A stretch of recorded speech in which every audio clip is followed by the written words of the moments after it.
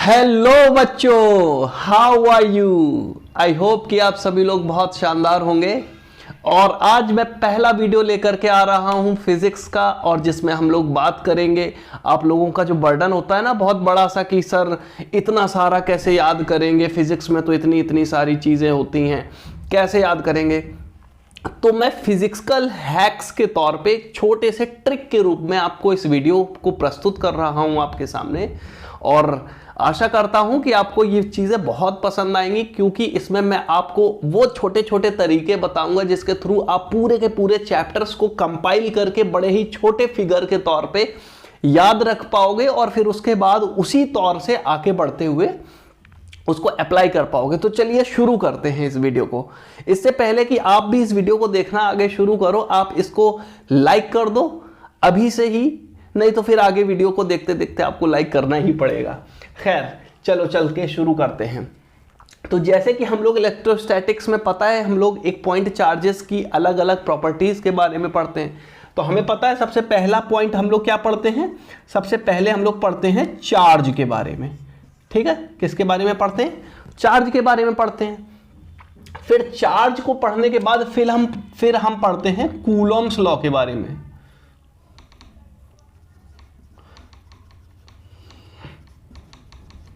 Coulomb's law के बारे में। अच्छा, तो यहां से यहां तक जब हम चार्ज से कूलॉम्स लॉ तक का सफर तय करते हैं, तो हम लोग इसके बारे में बात करते हैं कूलॉम्स के बारे में, कि ये दो चार्जेस के मल्टीप्लिकेशन के डायरेक्टली प्रोपोर्शनल होता है, डिस्टेंस के स्क्वायर के इनवर्सली प्रोपोर्शनल होता है। तो इस तरीके से हम लोग यहां से यहां तक चलेंगे कूलॉम के फोर्स के अकॉर्डिंग। ठीक है, तो ये होता है बॉडी फोर्स की, मतलब यहां तक हमें फोर्स पता चल जाएगा कि दो चार्जेस के बीच का फोर्स क्या होता है। अब बात यहीं से शुरू हम लोग करते हैं कि अगर कूलॉम्स लॉ में दो चार्जेस के बीच का फोर्स ये है, तो किसी भी चार्ज की इलेक्ट्रिक फील्ड क्या होती है। तो हम लोग यहीं से क्या करते हैं, यहीं से हम लोग क्या करते हैं, इसको मैं थोड़ा सा हटा देता हूं। यहीं से क्या करते हैं, बस केवल और केवल कुछ नहीं, F is equal to Q into E, इस फॉर्मूले का यूज करके हम लोग यहां से क्या निकाल लेते हैं, इलेक्ट्रिक फील्ड E निकाल लेते हैं। E इलेक्ट्रिक फील्ड निकाल लेते हैं। चार्ज से चले फोर्स, और फोर्स के बाद इलेक्ट्रिक फील्ड, इस फॉर्मूले के थ्रू। अब इस इलेक्ट्रिक फील्ड में दो तीन तरीके की चीजें आती हैं। एक तो होता है कि हम लोग एक पॉइंट चार्ज की वजह से निकालते हैं इलेक्ट्रिक फील्ड, किसी पॉइंट पे पॉइंट चार्ज की वजह से। फिर उसके अलावा हम लोग एक और टेक्नोलॉजी पढ़ते हैं, और उस टेक्नोलॉजी एक और टेक्नोलॉजी का बात होता है इलेक्ट्रिक डाइपोल। क्या होती है, इलेक्ट्रिक डाइपोल।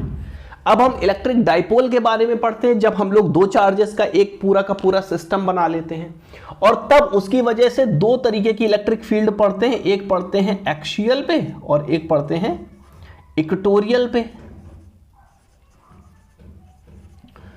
अब जब हम दो तरीके की चीजें पढ़ते हैं, एक एक्सियल पे पढ़ते हैं, एक इक्वेटोरियल पे पढ़ते हैं, इसमें क्या डिफरेंस आ जाता है। देखो, पॉइंट चार्ज की वजह से तो इलेक्ट्रिक फील्ड हम लोग F की वैल्यू रख देते हैं, Q को इधर भेज देते हैं, तो इस E की वैल्यू आ जाती है जो कि पॉइंट चार्ज की होती है। इसमें क्या करते हैं हम लोग, एक्सियल पोजीशन पे दो अलग अलग चार्जेस की किसी सर्टेन पॉइंट पे इलेक्ट्रिक फील्ड निकाल लेते हैं, और फिर उसका रिजल्टेंट इलेक्ट्रिक फील्ड निकाल लेते हैं E1 प्लस E2 से। ठीक है, और सेम तरीके से जब हम इक्वेटोरियल पोजीशन की बात करते हैं, तो दो चार्जेस को जब हम रखते हैं तो उसकी इक्वेटोरियल पोजीशन पे इसी तरीके से रिजल्टेंट निकाल लेते हैं। तो ये हो गया यहीं से, इसी इलेक्ट्रिक फील्ड के थ्रू, उसी कॉन्सेप्ट से दो अलग अलग कॉन्सेप्ट।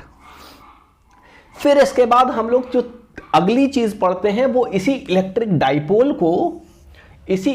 डाइपोल को हम लोग पढ़ते हैं। मैं इसको हटा देता हूं, रुकना, यहां से अगर मैं हटाऊंगा तो दिक्कत आ जाएगी। क्या यहां पे पीछे तक आ रहा है कैमरे में।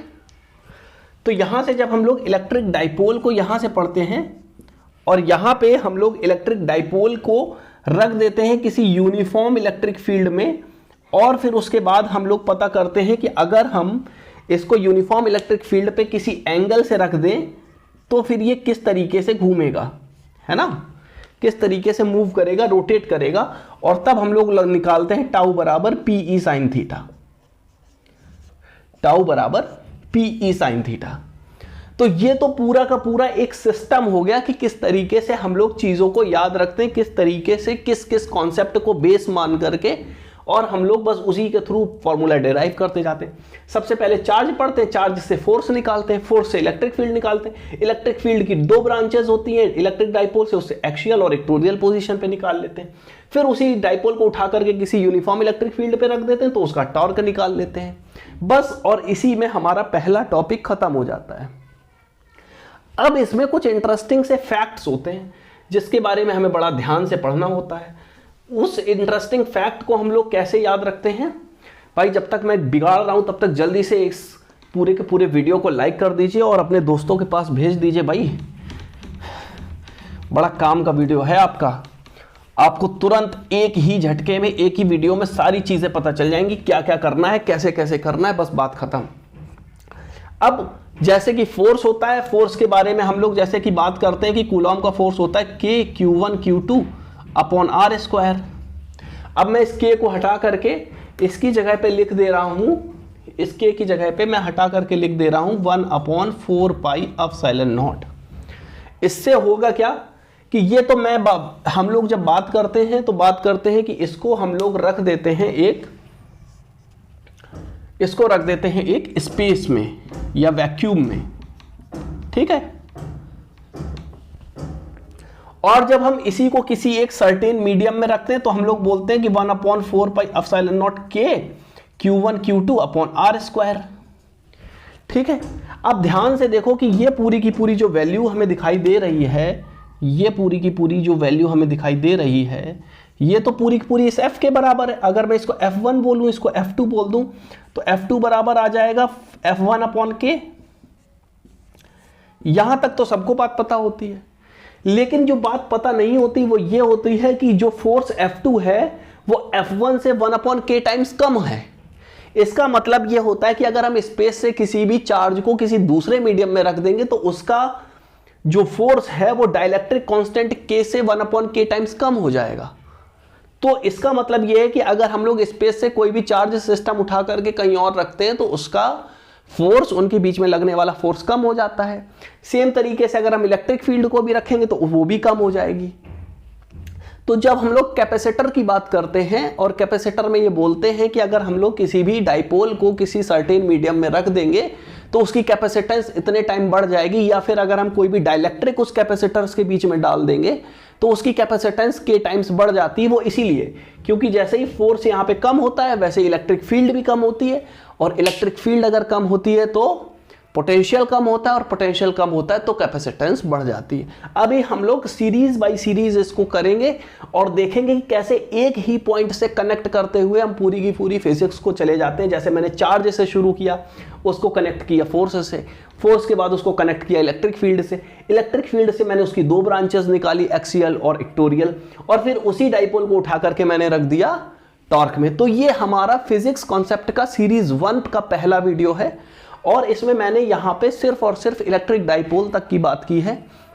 इसके बाद हम बात करेंगे कि किस तरीके से इसी पॉइंट चार्ज में हम लोग थोड़ी से अलग बिहेवियर के बारे में पढ़ते हैं कि किस तरीके से उससे इलेक्ट्रिक फ्लक्स निकलता है। ये सारे के सारे वीडियो को कनेक्ट करते हुए जाइएगा, आपको बिल्कुल एक ओवरव्यू समझ में आ जाएगा पूरे के पूरे फिजिक्स के बारे में कि किस तरीके से हम लोग इस पूरे के पूरे पिक्चर को फ्रेम कर सकते हैं। तो आई होप कि ये चीज़ें आप लोगों को समझ में आई होंगी, आप लोगों को समझ में आया होगा कि किस तरीके से इतने भारी भरकम से चैप्टर्स को बड़े आसानी के साथ कवर किया जा सकता है, बड़े ही शांति के साथ हम इसको समझ सकते हैं। इसके अलावा आपको इसमें एकेडमिक्स में मैं लिखने की भी सारी की सारी ट्रिक्स बताऊंगा कि किस तरीके से आप लोग जो छोटे छोटे कॉन्सेप्ट खत्म हो जाते हैं इनको कैसे लंबे तौर पे लिख सकते हैं, how you can write down all of these equations by the systematic way, and how you can write down all of these things in a such a manner that you can get a lot numbers into your board examinations. So thank you for all to listening my video. I hope so that आप लोगों को ये चीज़ें समझ आई हैं। आप और भी दोस्तों के साथ में इसको शेयर कर दीजिए, साथ ही साथ में हमारे इस वीडियो को लाइक कर दीजिए, और इसी तरीके की सीरीज़ की वीडियोज़ को आगे देखने के लिए हमारे चैनल को आप सब्सक्राइब कीजिए। Thank you very much.